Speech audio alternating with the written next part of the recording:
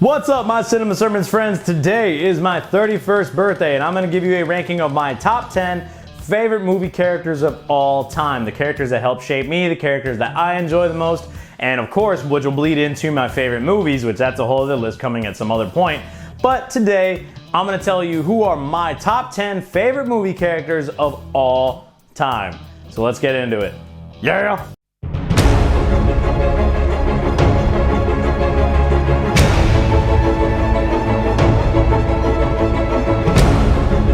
What's up, everybody? Welcome back to Cinema Sermons. My name is Kevin, and again, today is my 31st birthday. And if you want to go ahead and give me a birthday present, hit that like button, hit that subscribe button, and watch this video all the way through. It helps out the algorithm tremendously. And yeah, just a couple minutes of your time would be a great birthday present to me. Thank you so much. And again, today we just want to have some fun, man. We're going to go ahead and talk about my top 10 favorite movie characters of all time. Now I'm also going to do another list at some point where it's my top 10 favorite movie characters, but only picking one character from each franchise. That way it doesn't get a little bit bogged down. But not today. Today we're doing my favorite characters of all time. So we may see some repeats from franchises, but again, these are my personal favorite characters, the ones that impact me the most, the ones that when they're on screen I'm just captivated with of all time. So let's just go ahead and have a little bit of fun with it, man. Again, please hit that like, share, and subscribe button. Let me know down below your favorite movie character of all time. And thanks for hanging out with me on my birthday. So let's go ahead and jump right in. Coming in at number 10. And this may be a little bit of a cheat because he's not a person, he's actually a machine, but I don't care. Is the T-800 Terminator from Terminator 2. In Terminator 1, he's a straight up villain. Terminator 1 is really a sci-fi slasher. If you give him a knife instead of a gun, it's a slasher film. But in Terminator 2, this T-800 model is sent back in time by John Connor to protect John Connor. And he becomes kind of the surrogate father figure that John never had. He becomes his protector. He even learns how to interact with humans a little bit. And there's that amazing scene at the end. I know now why you cry, but it's something I can never do.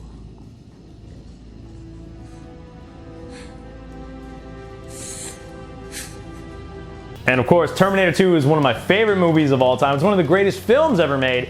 And Arnold just delivers an all-time classic performance, even better than his performance in Terminator 1.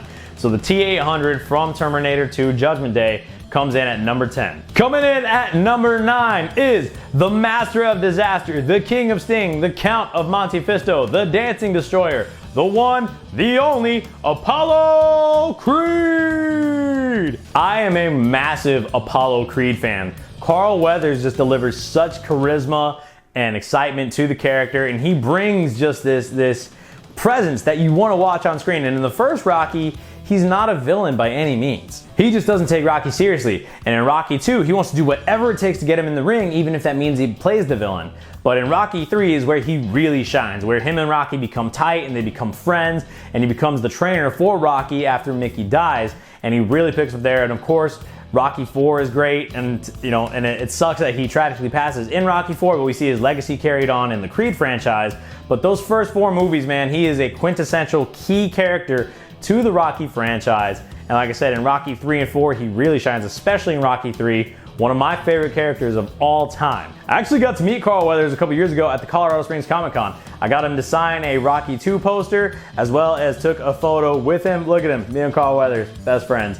It was just so cool, man. Apollo Creed is one of the coolest characters of all time, and he absolutely comes in at number 9. Coming in at number 8 is the gambler gentleman himself, Doc Holliday from Tombstone. Now, I don't know how accurate to his actual personality this portrayal is, but who cares? Val Kilmer delivers an incredible performance as Doc Holliday. And he's definitely not a good dude, but he's just so freaking cool. Tombstone is one of the greatest movies ever. It has an awesome cast and just so many cool characters. Wyatt Earp, played by Kurt Russell, is an awesome character, and yet somehow Doc Holliday still wins it out. He's just that dang cool, and he comes in at my number 8. Don't any of you have the guts to play for blood? I'm your huckleberry. That's just my game. Number 7 is the space pirate himself, Han Solo. Now, when I was a kid growing up, Luke Skywalker is my favorite, and he still is one of my favorite characters. He just didn't quite crack the top 10 for me, but if I were to do a top 15, Luke would absolutely be on it. But as I got older, I really started to like Han Solo. I just thought he was funny, he was charismatic. I liked the way he handled things, like when he's running through the hallway and he sees all the stormtroopers and he shoots them and then runs away again. Han is just cool, man. He's got some great one-liners. He obviously gets the princess. He gets Princess Leia, who was my first crush ever. So, I mean, he's cool, man. If you beat out Doc Holliday for how cool you are, that means you're cool. Han Solo, the smuggling space pirate, the scoundrel, comes in at number 7 for me. Number 6, also from the Star Wars universe, but from the prequel films, is Obi-Wan Kenobi. So I really liked him in The Phantom Menace when I was a kid.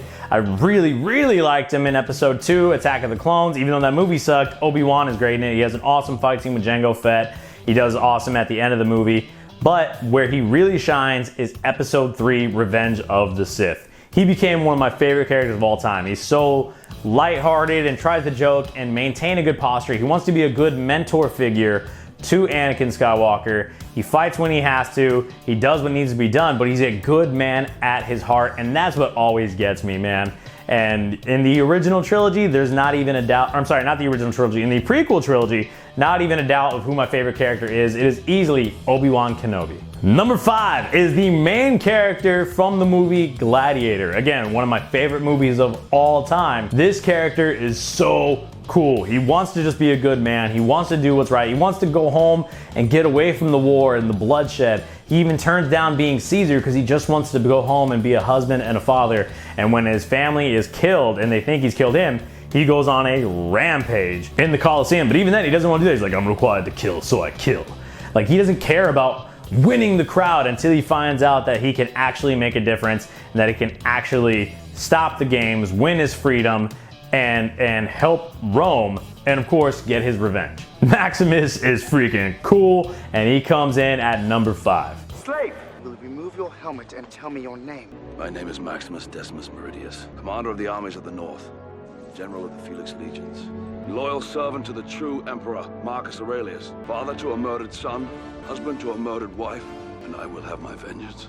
This life or the next. Now these top 4, these are like my top characters. Like if I did a tier ranking, they would all be absolute top tier. It is all razor thin for these characters. And I'm not gonna give away my ranking exactly yet, but the movie is absolutely way close to the top when it comes to my favorite movies of all time.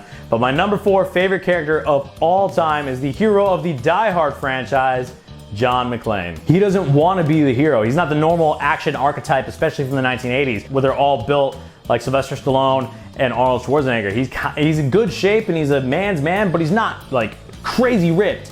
But he takes on all these bad guys and he beats them, and he doesn't want to be a hero. He tries to call the police. He tries to get other people in there. He becomes a hero because he has to be a hero, and he goes in there to save his wife, to get Holly out. And then that's kind of the through line for the rest of the franchise is John McClane is the reluctant hero. He doesn't want to be the hero, but he's the wrong place at the wrong time. And I love all 4 of the Die Hard movies. Die Hard 5 doesn't exist. We're not gonna acknowledge that. I love all 4 of the Die Hard movies, even Live Free or Die Hard. A lot of people don't like it. I adore that movie. I think it's fantastic. And he's one of my favorite characters ever. He just comes on screen and you can't help but not love him. Number 4, John freaking McClane. Coming in at number 3, my top favorite characters of all time is Indiana Jones. Now, I just did a whole Indiana Jones review series. I will put a link up here to that playlist, but I've already said so much about the character of Indiana Jones, dude. He's just so cool. And again, all these top 4 characters are razor thin for me. Indy is just cool. He's the quintessential adventure. He's the guy that men want to be and women want to be with. He's a man's man, a man of action, kind of shoots first, asks questions later. But he's also very intellectual and he's so thoughtful and he loves history. And he loves to solve these problems. You know, they're both played by Harrison Ford, but Indy is so different from Han Solo. And as much as I love Han, Indy is head and shoulders above him for me.